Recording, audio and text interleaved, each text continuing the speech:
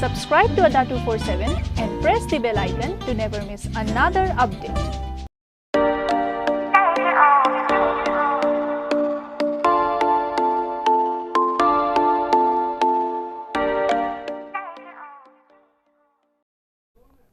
Hello everyone, a very good evening to all my students. So students, how are you all? सभी लोग कैसे हैं? जल्दी से मुझे बताइए कैसे हैं सभी लोग. I hope each and every one of you is very fine. सब लोग बहुत अच्छे हैं. हमारा रूल्स वाली क्लास चल रही थी. हमने 2 पार्ट उसके कवर कर लिए थे. We had covered 9 rules. जितने भी स्टूडेंट्स हैं जिन्होंने 9 रूल्स वो नहीं पढ़े हैं, पिछली क्लासेस पे जाइएगा, प्लेलिस्ट में आपको मिल जाएगा इंग्लिश बाय निमिषा मैम. उन दोनों वीडियोज़ को ज़रूर देखिएगा. आज की क्लास में we will start from rule number 10. Rule number 10 से हम स्टार्ट करेंगे. किसी भी स्टूडेंट को कोई भी डाउट होगा आप लोग मुझसे पूछते रहेंगे. And so students, are you guys ready? क्या सभी लोग रेडी हैं? Wow, each and every one is ready. Okay, let's start with rule number 9 today. Sorry, rule number 10 today. Last class में हमने रूल नंबर 9 तक पढ़ लिया था. Yes Manish, share it, share the video. जल्दी से शेयर कीजिए. मैं कोई ट्रैफिक में नहीं फंसी थी. आई थिंक हम लोग ने वीडियो टाइम पे स्टार्ट कर दिया था. थोड़ा नेट प्रॉब्लम था, इसकी वजह से 1-2 मिनट लेट हो गया. ओके, सो रूल नंबर 10 से हम स्टार्ट करते हैं. रूल नंबर 10 सेज कि व्हेन, या फिर सेंटेंस से देखते हैं. मैंने एक सेंटेंस दिया आपको. He had finished the work after we had met him. Guys, you have to tell me what is the error in this sentence. इस सेंटेंस में एरर क्या है? जल्दी से मुझे बता दीजिए सेंटेंस में क्या एरर है. अगर आपको एरर पता है बहुत अच्छा है. इसी सेंटेंस पे हमारा रूल नंबर 10 आज का बेस्ड है, which is a very very very important rule. I haven't got any answers till now. Rule number 10 says when 2 actions, जब भी हमारे 2 actions occur in past, whenever 2 actions occur in past, जब भी हमारे 2 actions past में होते हैं, whenever 2 actions occur in past, the action which happened earlier, जो action पहले होता है उसके साथ आप यूज़ करते हो, you use past perfect tense. और वो एक्शन जो बाद में होता है, the action which happens later, वो एक्शन जो बाद में होता है उसके साथ जो आप टेंस यूज़ करते हो, that is simple past. 2 actions हुए. आप घर गए, आपकी मम्मी ने आपके लिए लंच बनाया. पहले घर गए या पहले लंच बनाया? जो एक्शन पहला है, पुराना है, उस केस में कौन सा यूज़ करोगे? Past perfect. पास्ट परफेक्ट का मीनिंग क्या है? Past perfect means had plus V3. Simple past का मीनिंग क्या है? सिंपल पास्ट इज V2 या फिर did plus V1. Now look at this sentence. Sorry, look at this sentence now. He had finished the work after he had met him. हमारे मिलने के बाद उसने अपना काम पूरा किया. हमारे मिलने के बाद उसने अपना काम पूरा किया था. We have 2 actions. Both the actions occurred in past. पहले कौन सा एक्शन हुआ? ये वाला. उसके बाद कौन सा एक्शन हुआ? ये वाला. So which part has an error? अगर मैं इसको डिफाइन कर लेती तो there were A पार्ट में एरर था. क्या? He finished the work after we had met him. One more sentence. एक और सेंटेंस देखते हैं. जल्दी से मुझे बताइए इस सेंटेंस में क्या एरर है. The train या फिर the patient had died before the doctor arrived. You have to tell me which part has an error. कौन सा पार्ट है हमारा जिसमें एरर है या फिर नो एरर है? जल्दी से स्टूडेंट्स मुझे आंसर बताइए. The patient had died before the doctor arrived. Is this sentence correct? Ankit is saying, ma'am, cough syrup ले लो. Vinod is also saying, ma'am, Corex का cough syrup ले लो. Don't. Thank you students for being so caring. Yes, I will definitely take class के बाद मेरी दवाइयाँ चल रही हैं. Don't worry for that. 1-2 दिन में एकदम ठीक हो जाऊँगी. जल्दी से मुझे इसका आंसर बताइए. The patient had died before the doctor arrived. अब दो एक्शंस हैं, we have two actions over here कि डॉक्टर के आने से पहले पेशेंट ऊपर चला गया, डॉक्टर के आने से पहले ही पेशेंट चले गए। तो कौन सा एक्शन पहले हुआ, पेशेंट का ऊपर जाना या पेशेंट का मरना पहले हुआ? तो जो एक्शन पहले हुआ उसके साथ मैंने क्या लगाया है, हैड डाइड।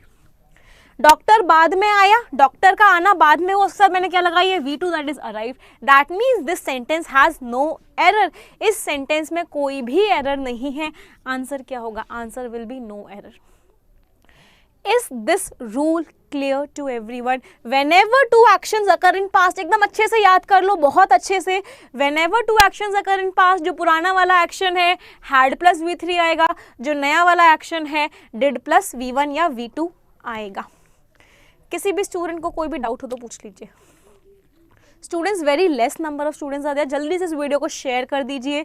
अगर रूल्स हेल्प कर रहे हैं तो लाइक कर दीजिए, एंड जिन जिन स्टूडेंट्स ने सब्सक्राइब नहीं किया हुआ है चैनल, सब्सक्राइब ऑल्सो। जल्दी से वीडियो को शेयर कर दीजिए, शेयर वाला काम तो हर किसी को करना है। क्लियर? अगले रूल पर है। Shall we move to rule number 11? Okay, let's move ahead to rule number 11 now.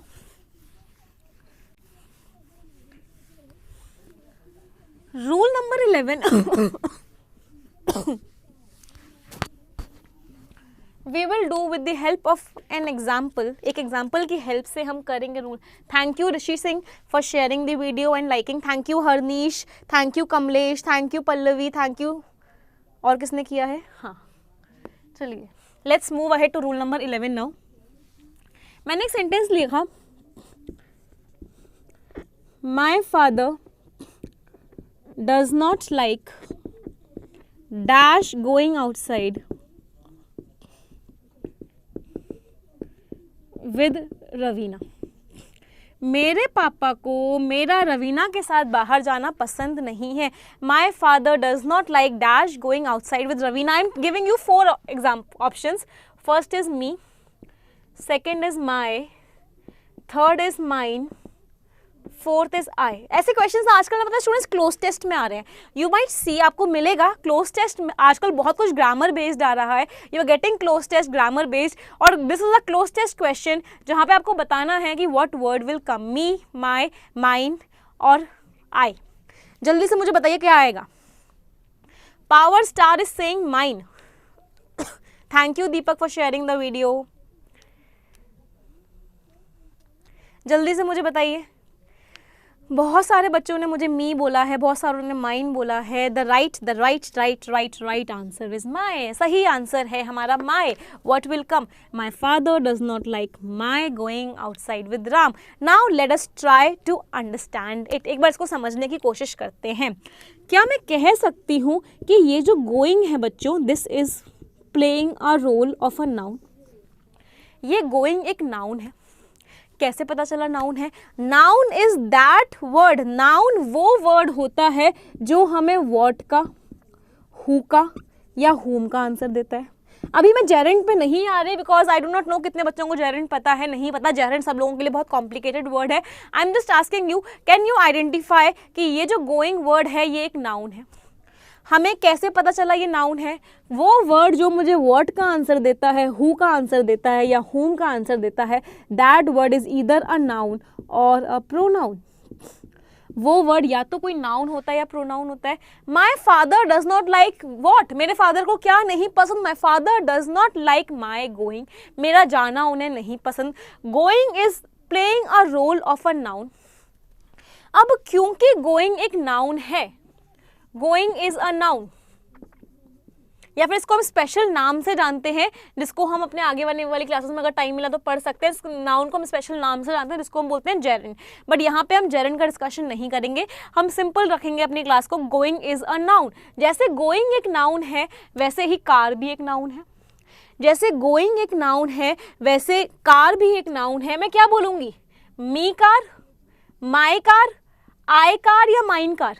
Very simple, I will say my car.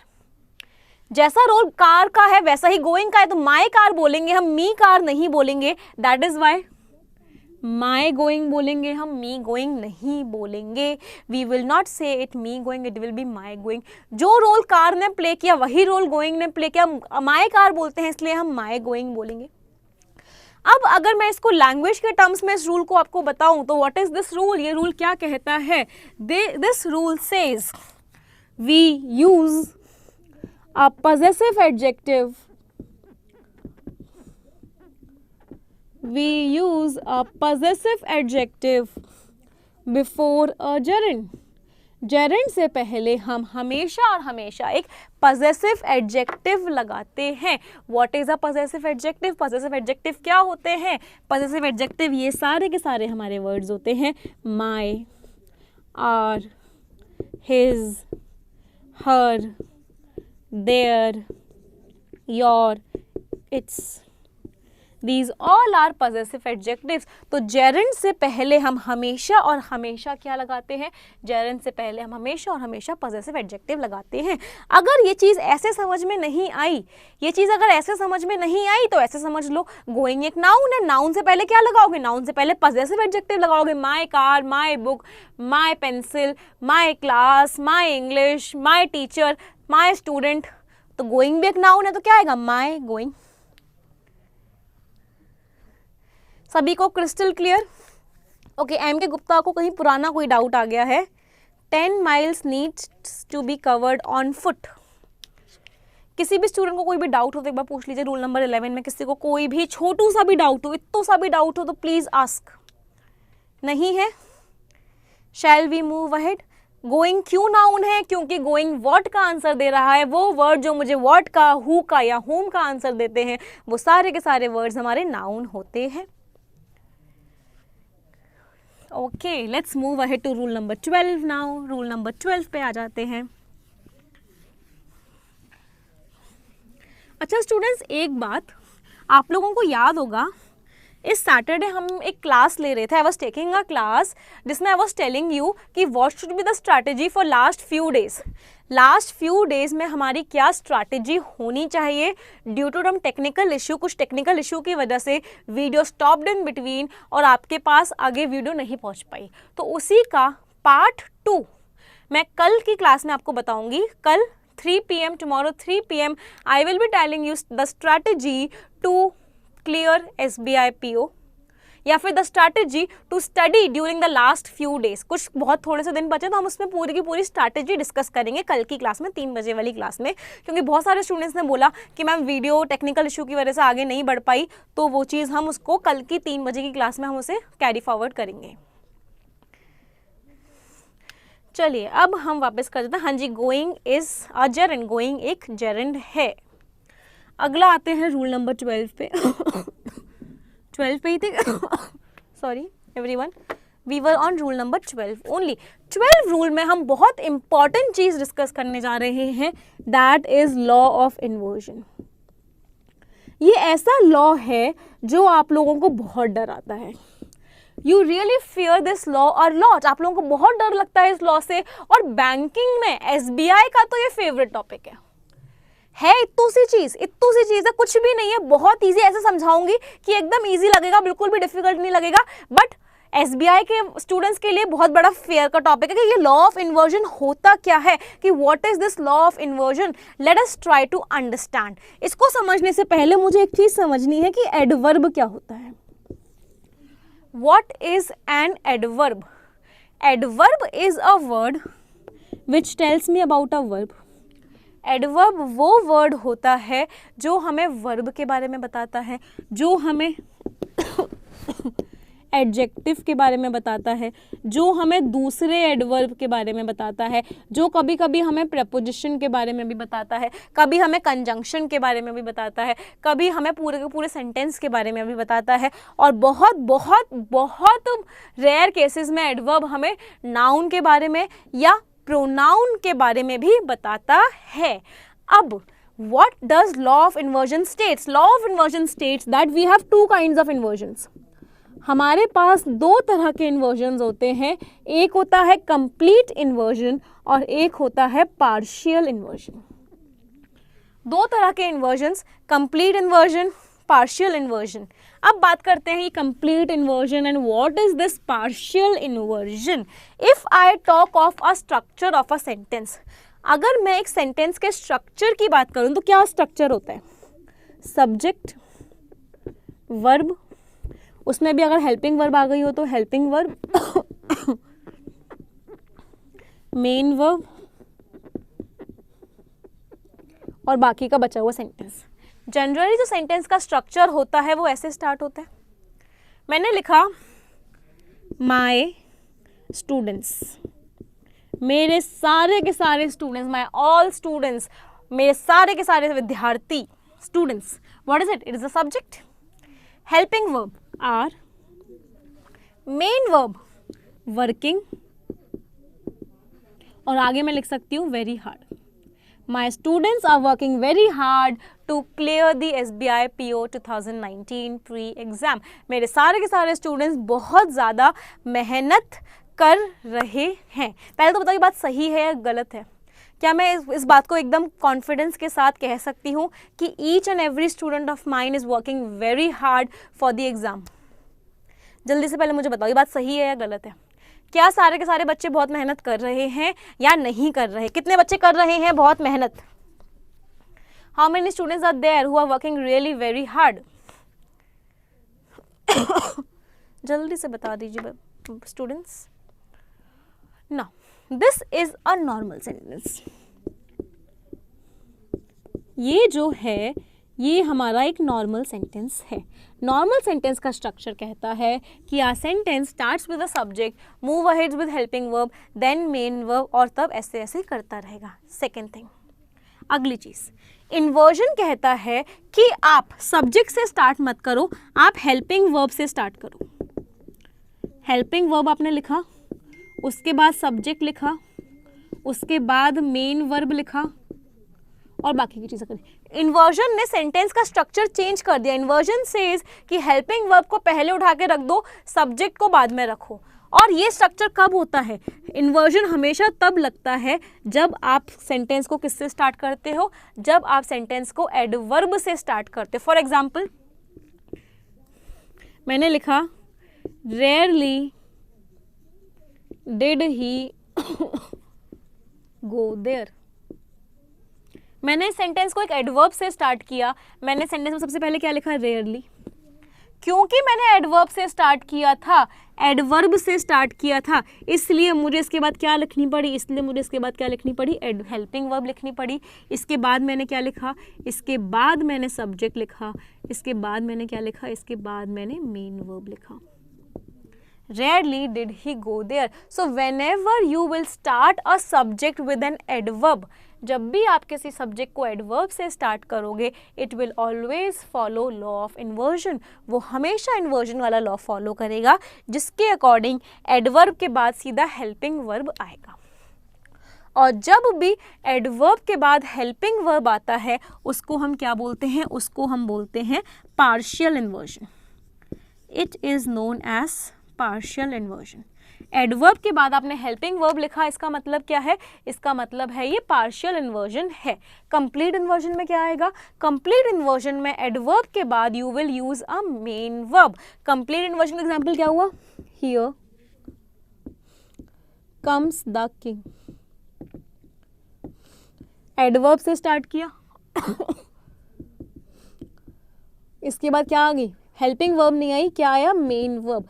जब एडवर्ब के जस्ट बाद मेन वर्ब आता है, यू कॉल इट, आप इसको क्या बोलते हो? You call it complete inversion. Adverb के बाद हेल्पिंग वर्ब आया तो पार्शियल इन्वर्जन, एडवर्ब के बाद मेन वर्ब आया तो कंप्लीट इन्वर्जन। किसी भी स्टूडेंट को कोई भी डाउट हो तो पूछ लो। हमेशा हमेशा हमेशा इन्वर्जन कब होगा? When you will apply inversion, you will apply inversion when the sentence will start with an adverb, जब हमारा सेंटेंस एडवर्ब से स्टार्ट होगा। अब इसमें बात करते हैं कि इसमें दिक्कतें क्या क्या हैं या फिर एग्जाम में कैसे क्वेश्चंस आते हैं इस रूल से। पहले एक बार से नोट कर लीजिए एवरीवन।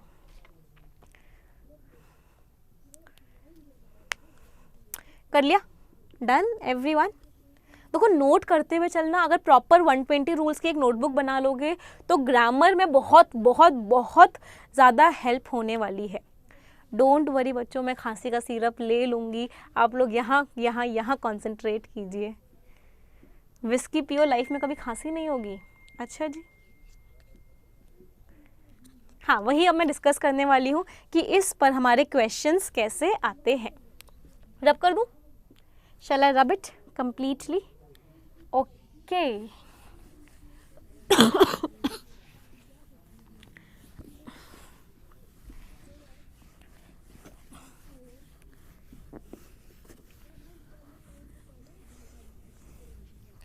मैंने एक सेंटेंस लिखा, you have to tell me which part of the sentence has an error. कौन से पार्ट में एरर है? मैंने लिखा no sooner I had entered the class when it began to rain.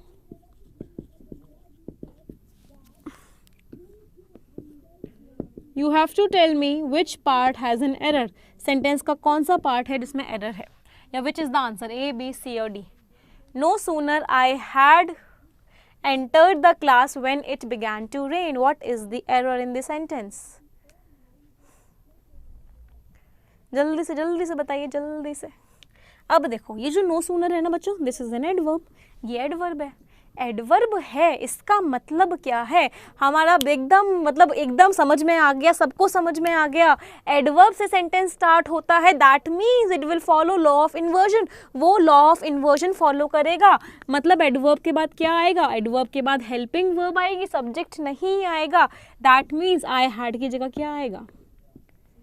Had I. No sooner had I entered the class when it began to rain.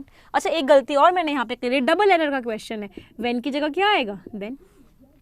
No sooner had I entered the class then it began to rain. दो part में error था। कौन कौन से part में error था? A part में error था और C पार्ट में एरर था। इसी से एक और सेंटेंस करते हैं, चलो फिर इसके बाद नेक्स्ट रूल पर आएंगे। मैंने एक और सेंटेंस किया, मैंने लिखा he never goes to temple, he never goes to temple nor she does.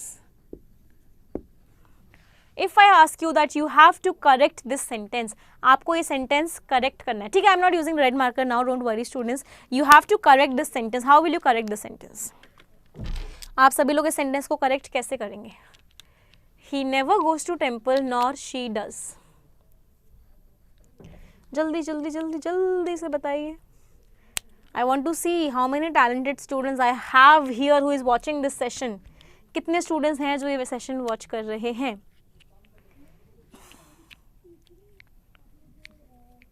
He never goes to temple nor she does. या फिर अगर मैं इस nor को change करके लिख दूँ, if I write this neither,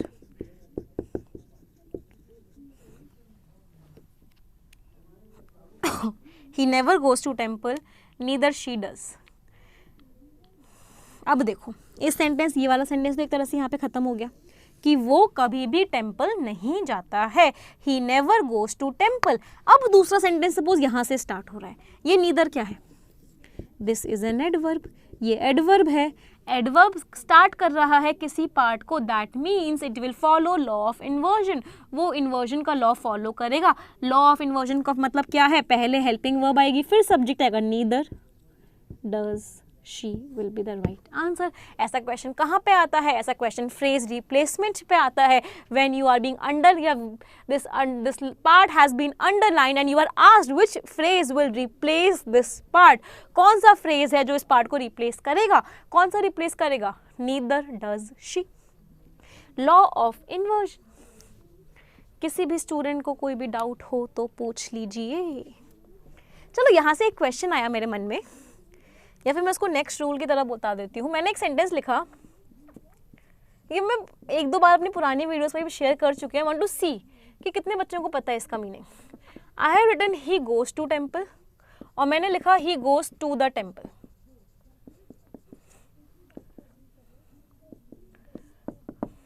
he goes to temple and he goes to the temple. मुझे ये बताइए इन दोनों सेंटेंसेस के मीनिंग में क्या फ़र्क है? What is the difference between their meanings? इन दोनों के meanings में क्या difference है? Is there any student who can tell me? He goes to temple and he goes to the temple. कोई भी बच्चा बताएगा उसको मेरी तरफ से चॉकलेट मिलेगी. चलो, I will give a chocolate to him or her. Look at this. He goes to temple. इसका मीनिंग क्या है? वो टेम्पल जाता है. किस लिए जाता है? पूजा करने के लिए जाता है.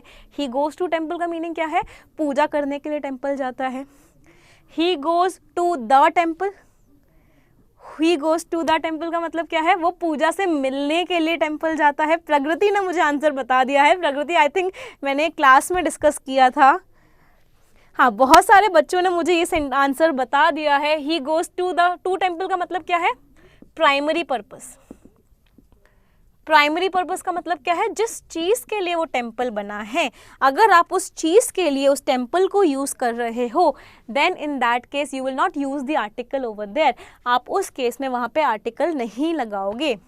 दूसरा, अगर आप किसी प्राइमरी पर्पस के लिए उसको यूज़ नहीं कर रहे, आप उसे सेकेंडरी पर्पस के लिए यूज़ कर रहे हो. If you are using it for secondary purpose, पूजा करने के लिए नहीं जा रहे, हो सकता है पूजा से मिलने के लिए जा रहे हो, then in that case what will you use? You will use an article the. तो जब भी हम किसी नॉर्मल जगहों में, कॉमन प्लेसेस में, for example class, university, school, temple, library, whenever we use these things for the primary purpose, for the purpose that they are being made for, we never use an article before them. हम इनसे पहले कभी भी article नहीं लगाते. और जब हम उन चीज़ों को किसी और पर्पस के लिए यूज़ करते हैं, सेकेंडरी पर्पस के लिए यूज़ करते हैं, we use an article before them. हम उनसे पहले हमेशा और हमेशा आर्टिकल लगाते हैं. रौनक सिंह, मैम मिलने नहीं, किसी को मिलाने जा रहे थे. मंदिर में क्यों मिलेंगे आकाश सिंह? सही बात है भाई, मंदिर में क्यों मिलोगे? कैफे में मिलोगे?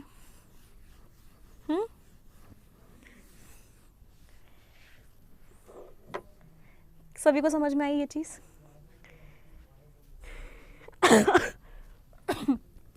रूल नंबर 14 की बात करते हैं.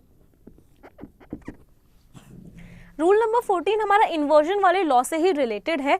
बहुत बहुत बहुत बहुत ज़्यादा important. It is really very important. Whenever you use no sooner in the beginning of the sentence, जब भी आप no sooner को सेंटेंस के बिगिनिंग में यूज़ करते हो, whenever you use no sooner, you use hardly. Hardly आप use करते हो. You use scarcely. Scarcely आप यूज़ करते हो. You use no sooner, you use hardly, you use scarcely. अभी तो हमने पढ़ा कि ये तीनों एडवर्ब्स हैं. ये तीनों एडवर्ब्स हैं, मतलब इनके जस्ट बाद क्या आता है? इनके जस्ट बाद we use a helping verb. इनके जस्ट बाद हम एक हेल्पिंग वर्ब यूज़ करते हैं.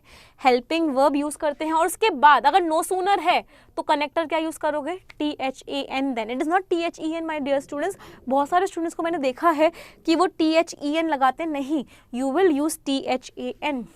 हार्डली और स्केर्सली के साथ यू यूज़ WHEN. बहुत बार प्री पेपर में, प्रीलिम्स में इसी कॉन्सेप्ट से क्वेश्चंस देखे गए हैं एरर डिटेक्शन के, जहाँ लिखा हुआ था हार्डली और यूज़ क्या किया हुआ था? दैन. नो सूनर और स्केर्सली लिखा हुआ, नो सूनर लिखा हुआ था, यूज़ क्या किया हुआ था? When. So this is very important कि आप make this very clear in your mind कि नो सूनर है तो देन लगाओगे, हार्डली और स्केर्सली है तो आप क्या लगाओगे? You will use when.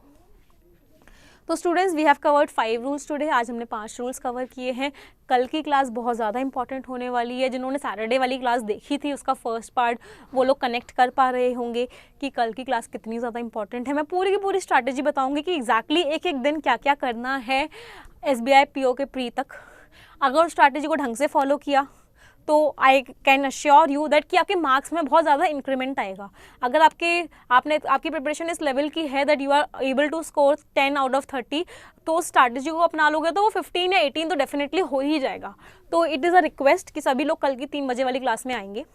दूसरी चीज़ ये है कि टेलीग्राम ग्रुप पे जितने भी स्टूडेंट्स अभी तक नहीं हैं वो सारे के सारे ज्वाइन कर लेंगे टेलीग्राम ग्रुप, क्योंकि मेरी सारी क्लासेस का नोटिफिकेशन, सारा हिंदू का PDF, हिंदू की वोकैबुलरी, क्विजेस, क्लोज टेस्ट का क्विज, रीडिंग कॉम्प्रिहेंशन का क्विज, बहुत सारी चीज़ें हम टेलीग्राम ग्रुप पे शेयर करते हैं। यूट्यूब पे हम कम मिलते हैं, टेलीग्राम ग्रुप पे बहुत सारी चीज़ें एक साथ होती हैं। तो you each and every one of you will join the Telegram group. English with Nimisha Bansal नाम से है, इंग्लिश विद निमिषा बंसल। मैं पिन भी करवा दूंगी, कमेंट आपको वहाँ पे मिल जाएगा।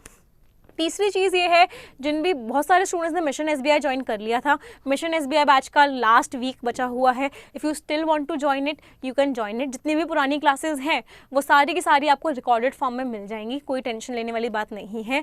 अगला जो वीक है हमारा, ये पूरा का पूरा वीक मिशन एसबीआई में पूरा का पूरा मैं बहुत सारे क्वेश्चंस प्रैक्टिस करवाने वाली हूँ। तो if you want to join it then you can join mission SBI. मैं कॉमेंट में लिंक भी डलवा दूंगी, मिशन एसबीआई का क्या लिंक है। एसबीआई क्लर्क के लिए भी एक क्रैश कोर्स आ रहा है जिसमें इंग्लिश में लेने वाली हूँ। If you want to join SBI clerk crash course you can again join it, आप उसे फिर से ज्वाइन कर सकते हैं। चलिए, विवेक कुमार प्रॉमिस कर रहे हैं कि हाँ मैम हम डेफिनेटली आएंगे। तो सभी लोग मिलकर 2 सेंटेंसेस बोलेंगे, सभी को आई थिंक याद है sentences. 1 2 3 and go. English is a very easy language. I am very good at English. Thank you everyone. Take care.